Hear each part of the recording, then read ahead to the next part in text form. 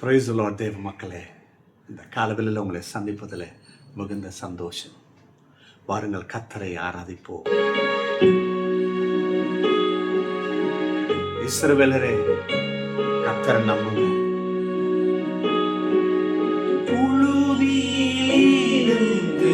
தூக்கி விடுவார், குப்பையிலிருந்து உயர்த்திடுவார். தூக்கி விடுவார், குப்பையிலிருந்து உயர்த்திடுவார். பிரபுக்களோடும் ராஜாக்களோடும் உட்கார செய்பவர் எமக்கு உண்டு. பிரபுக்களோடும் ராஜாக்களோடும் உட்கார செய்பவர் நமக்கு உண்டு. இஸ்ரவேலே, கர்த்தரை நம்பு, கர்த்தரை நம்பு, கர்த்தரை நம்பு. இஸ்ரவேலே, அவரும் துணையும் கேடகமானவர்,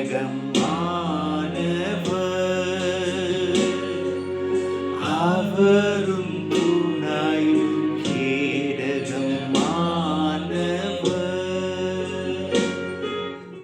இயேசுவே, நீர் எங்கள் துணை, நீர் எங்கள் கேடகம். உம்மை நம்பினவர்களை நீர் அடைக்கலமாக இருக்கிறீர், கேடயமாக இருக்கிறீர், அரணான கோட்டையாக இருக்கிறீர். இந்த காலவெளியிலே நிலை குலைந்து அசைந்து போய் தடுமாறி தள்ளாடி பயத்தோடு கலக்கத்தோடு கூட இருக்கிறவர்களுக்கு இந்த வார்த்தை ஆதாரமாக செல்லட்டும். அவர் துணையாக இருக்கிறார், கேடயமாக இருக்கிறார். இந்த காலவெளியில் நாங்கள் உண்மை நம்புகிறோம் அப்பா. இந்த காலவெளியில் எந்தெந்த இருதயத்தில் நம்பிக்கை இல்லையோ, குழப்பங்கள் கூடியிருக்குதோ, உமது வார்த்தை அவர்களுக்கு நம்பிக்கை கொடுக்கட்டும். குழப்பங்களிலிருந்து, தடுமாற்றத்திலிருந்து வெளியில் வரட்டும். இந்த சத்திய வார்த்தைகள் அவர்களுக்கு தைரியத்தையும் நல்ல எதிர்காலத்தையும் கொடுக்கும் என்பதை நாங்கள் நம்புகிறோம். கொடுக்க போவதற்கு நன்றி. ஆவியானவர் இடைப்படுவீராக. ஆமென், ஆமென். கர்த்தருடைய பிள்ளைகளை, கர்த்தர் நம்மளை தொடர்ந்து ஆளுகை செய்வார்.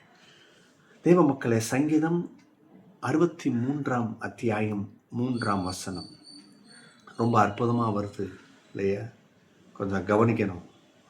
His loving kindness is better than life. ஜீவனை காட்டிலும் அவருடைய கிருபை மேலானது என்று சொல்லப்பட்டிருக்கு. இதை கொஞ்சம் நம்ம கவனிக்கணும், கொஞ்சம் மனதில் அதை வாங்கணும். அநேகர் இதை வாசித்த உடனே நினைப்பாங்க, அப்போ வாழ்க்கையே வேணாம். இன்றைக்கி நிறைய பேர் பாருங்கள், இது என்ன வாழ்க்கை, நான் இப்படி ட்ரெஸ் பண்ணக்கூடாது, ஆடம்பரமாக இருக்கக்கூடாது. பாருங்கள், அவங்களாம் ஒரு கோடு ஒன்று டிசைன் பண்ணிடுறாங்க, இப்படி தான் இருக்கணும். ஏன்னா சொல்லியிருக்கேன் இல்லையா, ஜீவனை காட்டிலும் அவரோட கிருபை தான் மேன். இந்த நிறைய பேர் ஜீவனை வெறுக்கிறாங்க. அவங்க சரீரத்துக்கு சரியாக சாப்பாடே போடுறதில்ல. பாருங்கள், என்ன பெருசு இது கொடுத்து என்னது, இதெல்லாம் உலகமாக்கும் இல்லையா கொடுத்துட்டு. பாருங்கள், ஆவிக்குரிய மனுஷனுக்கு இந்த சரீர மனுஷன் கொஞ்சம் சப்போர்ட்டிங் வேணுங்க. சப்போர்ட்டிங் இல்லாமல் முடியாது. கொஞ்சம் நல்ல ஸ்ட்ரென்த்தாக இருக்கணும், ஆளுக இருக்கணும், நல்ல ட்ரெஸ்ஸு போடுறது ஒன்றும் தப்பு இல்லை.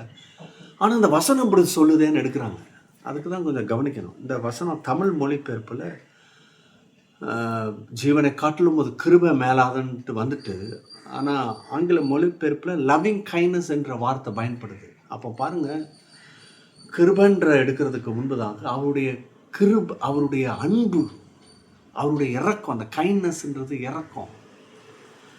இதை கொஞ்சம் அப்படி பார்க்கணும் நீங்கள். இது அப்படி தான் மூல பாஷையில் அப்படி தான் வருது. தமிழ் மொழிபெயர்ப்பில் கொஞ்சம் கிருபன் போட்டதுனால ஒன்றும் தப்பு இல்லை. அதை கொஞ்சம் எலாபரேட்டாக பார்க்கும்பொழுது அது கிருபக்குள்ளே வருது அது. ஆனால் அதை கொஞ்சம் பர்டிகுலராக ஸ்பெசிஃபிக்காக பார்க்கணுன்னு சொன்னால், அது எங்கேருந்து ஆரம்பிக்குது, இந்த கிருபையே எங்கேருந்து ஆரம்பிக்குதுன்னு சொன்னால், அவருடைய அன்பு, அவருடைய கைண்ட்னஸ்லேருந்து தான் அந்த கிருபை ஆரம்பிக்குது. அதனால தான் ஆங்கில மொழிபெயர்ப்பில் ரொம்ப தெளிவாக போட்டிருக்காங்க, loving kindness is better than life. அப்போ கவனிங்க, அப்போ வாழ்க்கை வேணாமா, வெறுத்துடலாமா? சில பேர் தீர்மானம் எடுத்தால் தான் கரெக்டா? இல்லை. Why God's grace is better than life? David wrote this verse while in the wilderness from the comfort zone and familiar, famine surrounding. At even a hardship, he learned something the powerful. அவருடைய கடினமான காரியத்திலையும் ஒரு காரியத்தை அவர் கற்றுக்கொள்கிறார். He declares something powerful. Yet even in the hardship, he declares something powerful. அவருடைய கடினமான சூழ்நிலை, comfort ஜோனில், ஒரு வில்டர்னஸ் தான், வனாந்தரம் தான், அப்பயும் ஒரு பெரிய பவர்ஃபுல்லான காரியத்தை சொல்கிறாருன்னா, ஒருவேளை இப்போது வில்டர்னஸில் ஓடிக்கிட்டு இருக்கிறாரு, தண்ணி வேணும், குடித்தா கொஞ்சம் அப்படி கொஞ்சம் ஜீவனுக்கு அது இதமாக இருக்கும், கொஞ்சம் லைஃப் திரும்பி ப்ரோலாங் பண்ண முடியும்.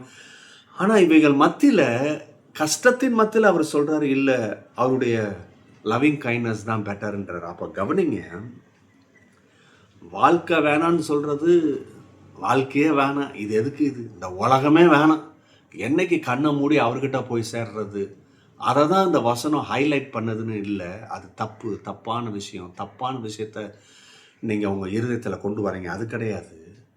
இன்னைக்கு என்ன சொல்ல வராருன்னா தாவீது, ஜீவன் மட்டும் இருந்தால் போதும், எல்லாம் வாழ்ந்துடலாம், எப்படியும் இருந்துடலாம், இல்லை அது கிடையாது. அவருடைய லவ்விங் கைண்ட்னஸ் இருந்தால் தான் இந்த வாழ்க்கைக்கே ஒரு அர்த்தம், இந்த வாழ்க்கையை வாழ முடியும், ஜெயம் எடுக்க முடியும் என்பதை வலியுறுத்தவே தான் சொல்கிறாரே தவிர, மற்றபடி வாழ்க்கை வேணாம், இது என்ன ஒரு பெரியது, குடும்பம் வேணாம் இல்லையா, இது என்னது, இது சும்மா அதெல்லாம் வேஸ்ட் இது இல்லையா, சரியான சாப்பாடு போடக்கூடாது, சரியான ட்ரெஸ்ஸு போடக்கூடாது, அவ்வளோ உலகங்க, இதெல்லாம் நம்மளை கெடுத்து போட்டுரும். உலகம் எங்கே இருக்குன்னு நினைக்கிறீங்க? இல்லையா, நீ உலகத்துக்கு ஏற்ற மாதிரி வாழணும்னு சொல்லிட்டு போடுற பாரு வேஷம், அந்த மைண்டுக்குள்ளே வருது பார்த்தீங்களா, அதுதான் உலகம். ஆனால் நான் வாழ்கிற வாழ்க்கை ஒரு அர்த்தத்தோடு வாழுவேன், அதை கர்த்தருக்கு மகிமையாக வாழுவேன், அதில் ஒரு ஜெயம் எடுப்பேன்னு சொல்லிட்டு எடுக்கிறீங்க பார்த்தீங்களா, அதுதான் தேவை, அது அவசியம், அதில் தான் கர்த்தர் மகிமைப்படுவார்.